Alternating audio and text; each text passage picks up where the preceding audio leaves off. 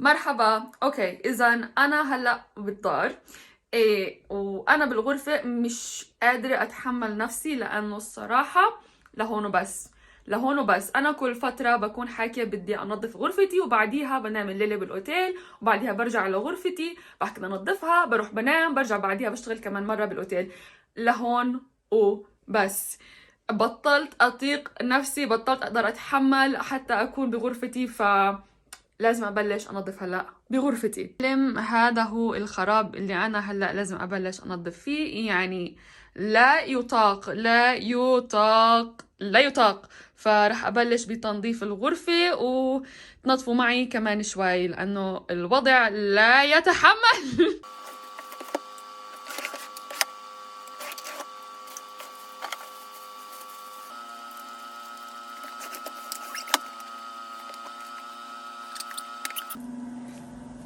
ف مش راح تصدقوا، بس هلا اكتشفت انه عندي كتاب النسيان. مرتين اشتريته. هانا ايش مالك؟ اوه ماي جاد.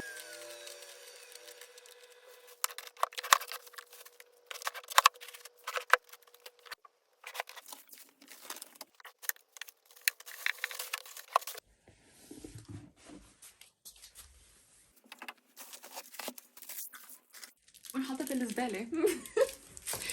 وين حطيتها؟ اه هيا. هذه ما في لها داعي اني مور. باي باي حبيبي، باي باي.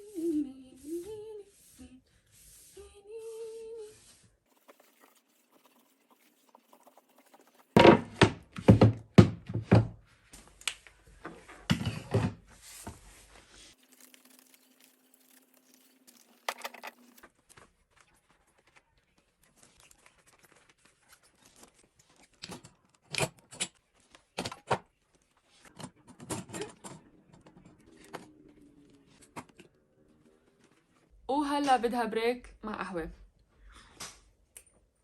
بريك. اوكي، اذا هيك انا مرتاحة اكتر من انه كيف كان. فحاليا هيك تمام، لحتى احس انه في شوية اشياء قاعدة بتتنظف وفي شوية حركة عم بتصير. حاليا هذا الكيس اللي موجود غاد راح اخلص منه. هذا الكيس بخصوص النظارات اللي عم بعمل لها اعلانات، فلازم اعمل فيديوهات لهم بعدين ارجع لهم النظارات. منيح انه اصلا تذكرت في عندي نظاراتهم. تانيا هون عندي كمية كاملة من الايلاشز اللي هم عبارة عن الرموش. وهون بهاد السلة، وهون بهاي السلة في عندي أنواع العطور. لازم أخلص من هدول العطور لأنه في كمان سلة عندي إياها فيها عطور. فيا لازم ضروري ضروري ضروري هاي السنة وهدول الأشهر أخلص من هدول العطور واستعملهم. فحرام بالنهاية ما استعملهمش، لأنه دايما بشتري عطر ورا عطر ورا عطر. زي ما انتم شايفين عندي مشكلة، فلازم أخلص أول إشي من هدول العطور لحتى أنزل العطور الأجدد. فمن ناحية هاي الشقة حابة أعمل لها ديكور خاص. لقدام رح تشوفوا إيش هو. ما أعتقد رح أعمله هذا رمضان، ولكن كتير متحمسة لحتى أبلش بالديكور بهاي الشقة كمان بنفس الوقت. زي ما انتم شايفين هون في عندي الفيجن بورد تبعي. بحب دايما تكون في عندي هون حيطة كاملة فيها كل الأشياء اللي بتمنى أعملها. عندي هون الفيجن بورد الخاص إلي موجود قدامي دائما لما أفيق. بس عشان تكونوا عارفين. إذا الفكرة كانت عبارة أول ما عملت هون المحل القعدة زي ما انتم شايفين. ولكن شو اسمه اتضح إنه في عندي كتير أشياء اللي بدي أخلص منها، فحكيت إنه بستعملهم بعدين بعملها كقعدة لإلي. وبعد القعدة كانت عبارة عن إنه أقعد هون وأحط مكياجي. مكياجي كان رح يكون بهاي الشقة، وأنا بمسك المراية وأحطها هون، وأنا بس بجي هيك بدير، وانا بس هيك بلف، وبعدين بكون حاطه المراية وين انا حاطه هذا الكاميرا عندكم. فهيك كانت فكرتي، على اساس انه اذا كنت بدي اعمل محل القعده هيك للمكياج سريع.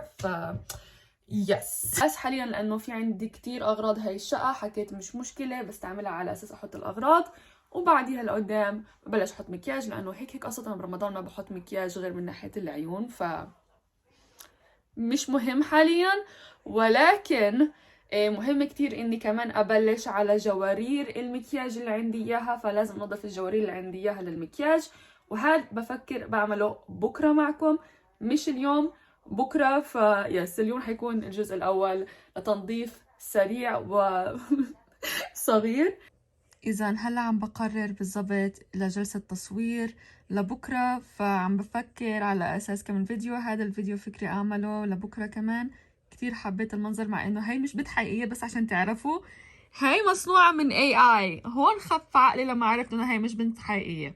أنا للأسف لما شفت هاي البنت ضليتني أقارن حالي فيها وأحكي واو شو عاملة هي بالضبط، إيش عاملة، إيش العمليات التجميل اللي عملتها، وبطلع سبحان الخالق طلعت بالنهاية مش حقيقية. فيا خيبة ظني. اي كتير فخورة بكيف طلعت، لأنه شوفوا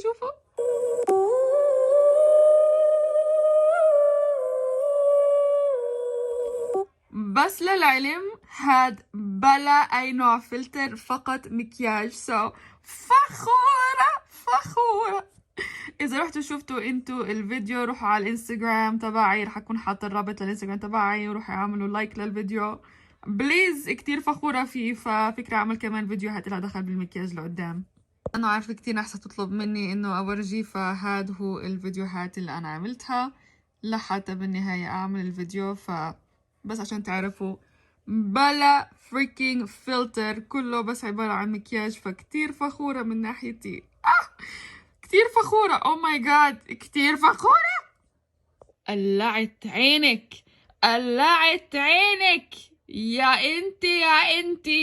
يا كمبيوتر. اخذونيش بس قهرتني. مقهورة وبجد. ماشي حبايبي وحبايبي، حابة انهي الفيديو هلا لانه بدي اروح انام. فحابة احكي لكم من هلا بحبكم بعشقكم وبموت عليكم. ديروا بالكم على حالكم. باي باي. وو